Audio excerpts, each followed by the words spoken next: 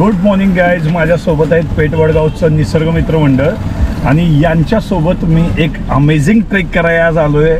आज तुम्ही पाहताय कोल्हापुरातूनच एक ठिकाण दाखवायचं आहे. कोल्हापूरपासून हार्डली 55 किलोमीटर हवे आहे. आमचा आत्ताच नाश्ता झाला मस्तपैकी गरगरीत, इडली, मिसळ, त्याच्या व्यतिरिक्त वडा सांबर, परत कुर्मापुरी, असं सगळं मिक्स झालेलं आहे. आणि चहाची स्पेशल मस्त चहा, क्लास एक नंबरचा चहा. उडपी हॉटेल आहे, मोदाची ट्याव, आठवणीनं घ्या. जबरदस्त चहा. मी कॉफी घेतली, कॉफी पण मस्त होती, क्वालिटी होती. आणि तिथून आम्ही आता चाललोय कूरला. कूर म्हणून एक गाव आहे. कूरपासून आम्हाला एक अमेझिंग प्लेस आहे, त्या प्लेसला जायचं आहे. तुम्ही आज बघू शकाल की ते ठिकाण कुठलं आहे. त्याचे व्हिडिओज बघत राहा. Stay with me on life in wildlife न्यू माकान.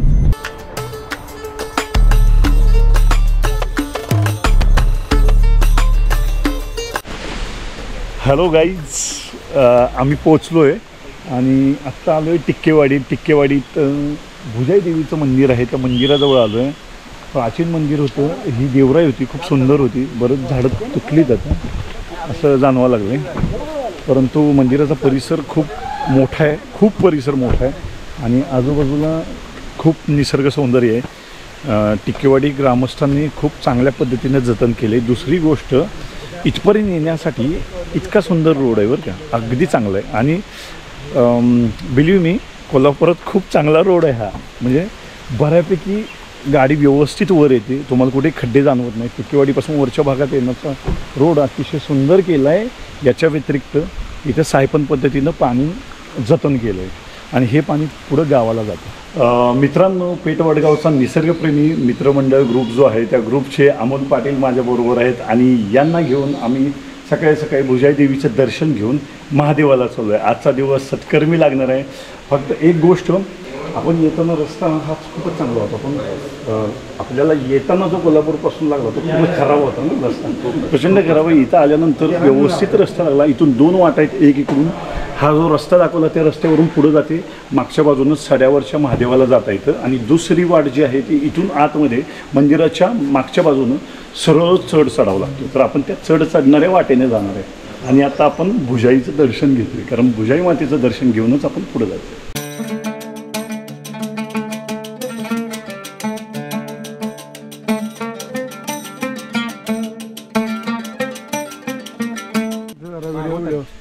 चला, आमचा अशा पद्धतीनं आमचा ट्रेक चालू झाला आहे आणि फोटोग्राफी पण चालू झाली. वा, हा थोडासा जंगलचा भाग आहे. इथून थोडं खडी चढ आहे आणि ती चढावी लागते. बघू आपण आता, दोन रोड आले, इकडे इकडून जायचं.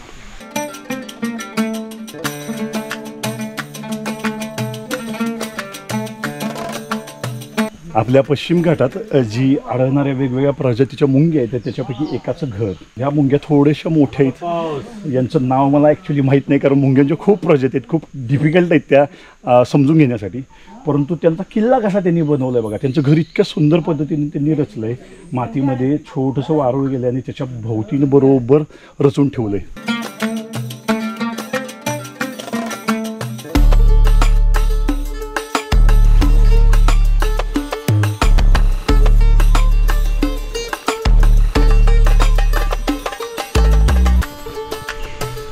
हे बघा, इथं बोर्ड लिहिलेलं आहे भोंगीरा महादेव मंदिर. तर ही वाट तुम्हाला, हा बोर्ड दिसत तोपर्यंत पुढे या, त्याच्यानंतर इथून सरळ वर जायचं आहे. टेक्निकली जर बघितलं तर हा एक टॉपचा भाग आहे आणि तुम्हाला खालून वर जायचं आहे. तर तुम्हाला एकाच दिशेने चालावं लागतं, तर तुम्ही व्यवस्थित वर पोचाल. दुसऱ्या बाजूनं जाता येतं, पण तिकडून जरा जंगल वगैरे कमी, ज्यांना इझी वाट पाहिजे त्यांना जास्त चालावं लागतं, पण तिकडून जाता येतं. हा थोडासा जंगलाचा भाग आहे, इथून वर जायचं आपल्याला.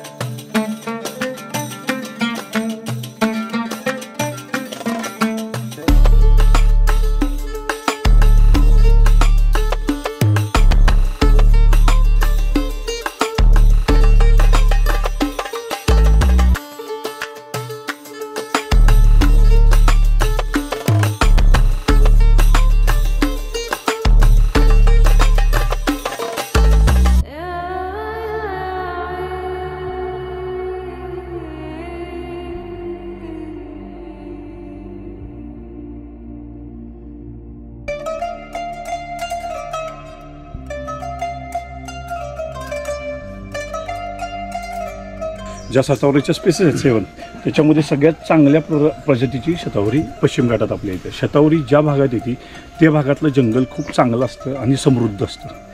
तर अशी वन्यजीव संपदा जी आपल्या आजूबाजूला आहे ती बघणं म्हणजेच ट्रेक. असं नाही की नुसतं जायचं आणि तिथं पाया पडून यायचं. तर जाणं येणं, जाता येताना जी वाट असते त्या वाटेवर काय काय गोष्टी आहेत ज्या नैसर्गिक आहेत, ज्या आपल्याला पाहायला मिळतात, जे फोटोग्राफ्स काढता येतात किंवा ज्याची इन्फॉर्मेशन आपल्याला मिळते, ते सगळं बघणं म्हणजे ट्रेकिंग करताना प्रॉब्ली लोक काय करतात, दंगा करणे किंवा व्हिडिओ चालवणे, गाणी लावणे.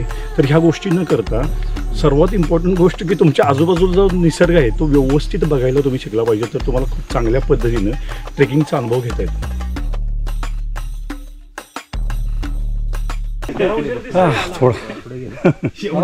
थोडा हा भाग जो आहे तो पूर्ण चढाचा आहे. थोडी दमछाक होती, थोडं थांबायचं. बटरफ्लाय कुठे कोणतं फायरिंग वा आहे की घ्या किती ह्याच्यात आता ते फोटोत नाही ना. थोडं थांबायचं. ज्या वेळेस आहेत ना तुमच्या इथं हात लावून बघायचा. जर हार्टबीट वाढल्या तर थोडं थांबायचं. कारण काय होतं बऱ्याचदा आपल्याला सवय नसते ट्रेकिंगची. मग एकदम जर हार्टबीट वाढल्या तर तुम्हाला फिजिकली प्रॉब्लेम येऊ शकतो. त्याच्यामुळे थोडं थोडं थांबत टप्प्यात जायचं. आपल्याला एव्हरेस्ट नाही चढायचं बाई, आपल्याला फक्त ट्रेक करायचं आहे. तो चांगल्या पद्धतीनं करायचा आणि तुमच्या शरीराला जतन करून जपून करायचं. डॉक्टर साहेबांनी मी बऱ्याच दिवसानंतर ट्रेक करायला लागलो आहे. 2 कर्नाटकातले ट्रेक आहेत जे ह्यांना निलेश घारसेंना आणि डॉक्टर साहेबांना उचलून घेऊन जाणार आहे. अमेझिंग ट्रेक आहेत आणि ही माणसं तिथं पाहिजेतच असे ट्रेक आहेत. ते ट्रेक नक्की बघा. Stay with me on life in wildlife. मी बघा. अच्छा, खालचा ट्रेक चढून आल्यानंतर 2 फाटे फुटतात. एक राईटला एक लेफ्टला. लेफ्टच्या वाटेनं पुढं जायचं थोडं. आम्ही लेफ्टच्या वाटेनं आलो आहे आता. बरोबर महादेवाच्या मंदिराजवळ येणार आहे. आणि राईटच्या वाटेने गेला तर तुम्ही डायरेक्टली पठारावर पोचू शकता. मित्रांनो, ही फुल दिसते, या फुलाचं नाव आहे कळलावी. याला शास्त्रीय भाषेत म्हणतात ग्लोरियसा सुपरबा. खूप सुंदर फुल दिसतं आणि असं उलटं उगवल्यासारखं म्हणजे उलटं फुलल्यासारखं वाटतं ते. याला खूप महत्त्व आहे आपल्या आयुर्वेदात देखील. पूर्वीच्या काळी गर्भधारणेनंतर कळा येण्यासाठी कधी कधी वापरलं जायचं ते, असं माझ्या ऐकण्यात आहे. पूर्ण डिटेल्स तर माहीत नाहीत, पण खूप सुंदर फुलं आहेत. आणि आजूबाजूला जसं की तुम्हाला मी आता दाखवत येते, उडी चिरायत म्हणतात, तर चिरायचं फूल आलं आहे. खूप सुंदर आणि अप्रतिम फुल.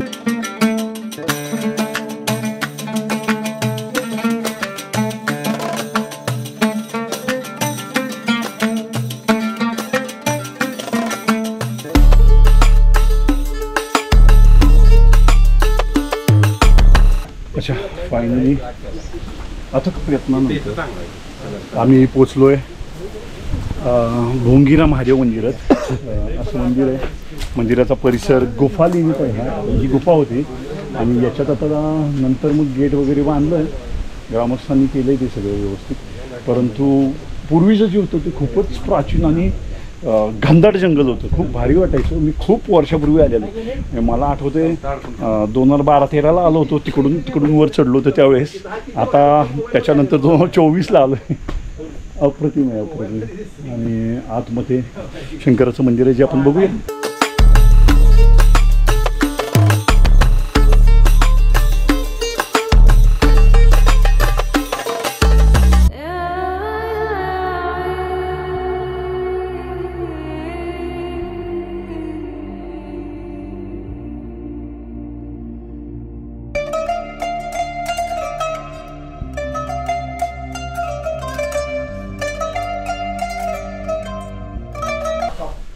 अतिशय सुंदर स्वयंभू शिवलिंग आहे आणि मस्त बांधले. खूप ही जी गुफा होती ही प्राचीन आहे, खूप लॅटराईटचा रॉक आहे ह्याच्यात, त्याच्यामुळे पाणी वरून ठिबकतं आणि ते काही पण आणि पाणी शिवलिंगावर पडतंय. खूप सुंदर दिसतो, खूप अप्रतिम परिसर आहे. कुठल्याही पावसाळा सोडून कुठल्याही महिन्यात येऊ शकता. ट्रेक खूप अमेझिंग आहे. साधारणतः एक अर्धा पाऊण तास चालावं लागतं. पण दर्शन घेऊया आणि बाहेर बोलू आपण.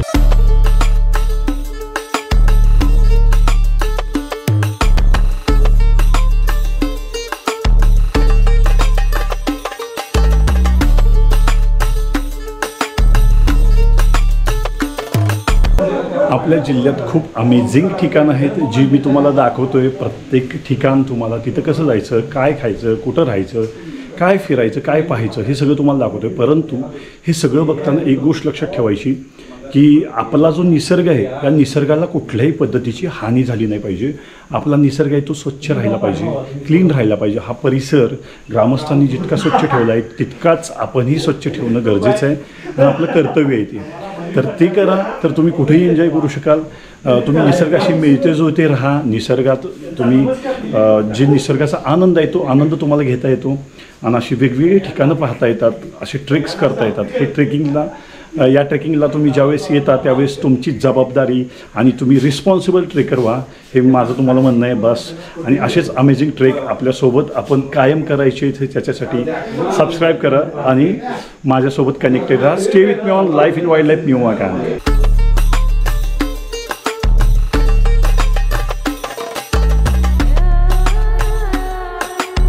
हे अशा पद्धतीनं वर चढायचं आहे आणि इथं थोडेसे काट्या वगैरे अडकवलेत आणि तिथून तुम्हाला वरती टॉपला जाता येतं.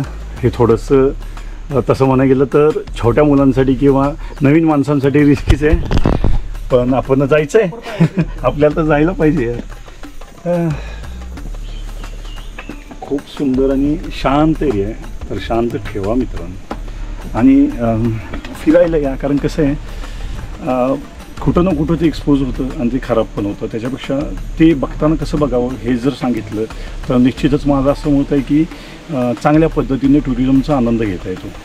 कारण काय आहे आपल्याकडे फॅसिलिटीज ॲम्युनिटीज खूप आलेले आहेत, त्याच्यामुळे आपण खूप जास्त एक्सप्लोरच्या नादाला लागलेलो आहे. तर ते एक्सप्लोरच करायचं, एक्सप्लोर्ड नाही करायचं.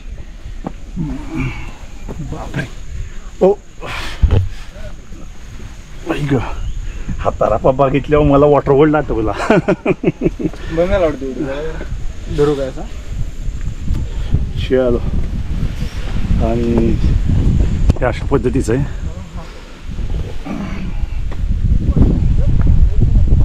लुक ॲट गाईज, वाव अप्रतिम आहे.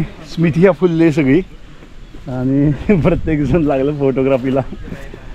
खूपच छान, खूप छान. निसर्गाशी अगदी जवळ आहे आपण पठारावर आणि पठार खूप छोटं आहे पण मस्त एकदम डिसेंट आहे. पहा बघा, स्वच्छ ठेवा.